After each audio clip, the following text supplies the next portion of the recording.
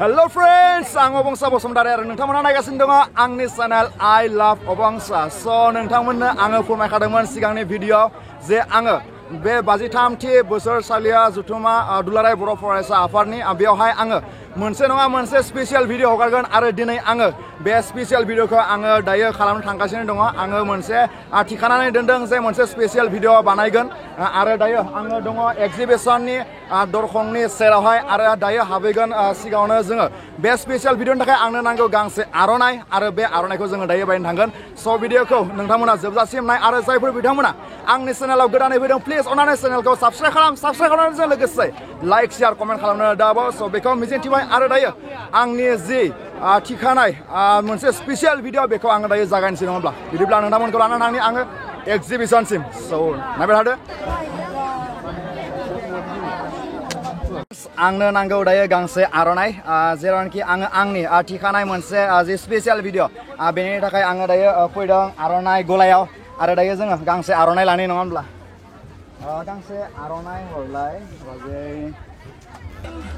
Friends दायो लाबाय जोङो गांसे आर'नाइ नै बेखौ लाबाय माबायदि नांखो दायो मिन्थिला लाबाय बेखौ गोमो प्लास गोथां बेखौ जोङो लाबाय दायो थांनोसै मेन जायगायाव नङा होमब्ला। स' फ्रेन्ड्स आङो नोंथांमोननो फोरमायखादोंमोन जे आङो नैबे 53थि दुलाराय बर' फरायसा आफादनि जि जथुमा बेयावहाय आङो मोनसे नङा मोनसे स्पेशियेल भिडिअ लाबोगोन आरो बेखौ आङो नैबे समावहाय आबुं खालामनो थांगासिनो दङ। आंनि गुबै थांखिया जादोंमोन आङो गोबां नुबोदों नैबे आदैखौ गोबां लोगो मोनबोदों गोबां जायगायाव आरो बिथांखौ नुबोदों जे बिथाङा गोबां जायगायाव बिदि सेरजा लांनानै फानहैनाय एबा जोंनि हारिमुखौ रैखाथि होनायाव बिथाङा गोबां बिहोमा दङ। आंनि बे I love अबंसा चेनेलनि गेजेरजों आङो बिथांखौ गांसे आर'नाइजों आङो बिथांखौ मान बावनो सानदों। जोबोद गोजोनदों गोसोखौ दिनै आदैखौ आङो मान बावनो मोननानै। आदैनिसिम आङो मान बावनो मोननानै जोबोद गोजोनदों जे आदैया गोबां गोलाव समनिफ्रायनो बे खामानिखौ मावबोदों होननानै आङो सानो। बिथाङा सेरजा दामनाय आरो दामनायाव गोबां माने आखा फाखा बिथाङा आदैया नङा होमब्ला आङो मोन्थिनो लुबैगोन जे आदैया बे सेरजा दामनाय जे हाबाफारि बेखौ बबे समनिफ्राय जागायजेनदोंमोन? आं बे सेरजाखौ दाननानै फाननाय आरो सेरजा फोसावनाया आं दिनै 30 बोसोरनि आवगायावनो आङो सेरजाखौ दाननानै फाननानै आं दामनानै देखायदों। गोदो आङो रेडिअ'आव खोनानो मोन्दोंमोन पुलिन्द्र ब्रह्मनि जिथु देंखोखौ खोनानोब्लानो आं सेरजाया गोसोखौ रिंखां होनानै आङो पुलिन्द्र ब्रह्मनि देंखोजोंनो आं सेरजाखौ सोलोंनानै आं दिनै फोसावनो हादों आरो। बेनिफ्राय गिबियावथ' आदैया माने सेरजाखौ दामोसोमोन नाथाय जि सेरजाखौ जे नोंथाङा गावनो बानायो बेखौ खामानिखौ बबेनिफ्राय सोलोंदों? आङो सिगांनि बे सेरजाखौ दामनो सोलोंनायानो जाबाय सिगां आङो गाव सेरजाखौ बेबादिनो मेथाइ जाहाथा खुगा मेथाइ आं जोबोद खनोमोन। खुगा मेथाइ खननायाव आं सेरजा मोनियाव गावनि आखाइजोंनो दाननानै आं नैबे 30 बोसोरसोनि सिगाङावनो आङो बिदिनो जौस्राङाव मेथाइ खनै खनै आं दिनै बेसिम बैसोसिम आङो दिनै मेङाखै। आं दिनै सेरजा फोसावनाय आं दिनैनिफ्राय फोसावबाय थादो। जोङो गिबियावनो आङो सोंनो बावगारलांबाय जे आदैनि मुङा मा? आंनि मुङा गुलाम बर'। आङो अदालगुरि जिल्लानि सिङाव थानाय आंनि गामिया जाबाय रौता बर' बाजार गामिया लदाबारि। जोबोद मोजां आदैया माने गोबां गोलाव समनिफ्रायनो माने एक्सपिरियेन्स जाबोदों जे सेरजा दामनाय आरो सेरजा दामनाय एबा बानायनायाव जोङो मोनथिनो मोनबाय बिथाङा गोबां गोलाव समनिफ्राय बे खामानिखौ मावबोदों आरो आदैया जे दिनै बेसे गोजोननाय मोनो जे नोंथाङा सेरजा दामनानै? आङो बिराद गोजोननाय मोनो। आं बेखौनो दाननानै गावनो दानो गावनो दामो आरो गावनो बेबादिनो समाजाव फोसावनो हानायनि थाखाय आं गावखौनो गाव बहुद देरगानाय मोनदों आरो आङो मैखुन खालांनो नागिरनाय सेरजाखौ आंनो बोखांदो। जोबोद मोजां आदैया गोबां बिहोमा होदों माने जोंनि जे बर' समाजनि जे हारिमु सेरजाया जोंनि हारिमुनि मोनसे दामजु आरो बे दामजुखौ जे आदैया दिनै रैखाथि होनानै लादों जोङो जोबोद गोजोनदों। जोङो बयबो दिनै बिथांखौ जोङो माने मान बावनांगौ बिथांखौ जोङो माने सापर्ट खालामनांगौ जे बिथाङा जोंनि हारिमुखौ जाहाथे फोथांनानै लाखियो। आदैनिनो साबायखर।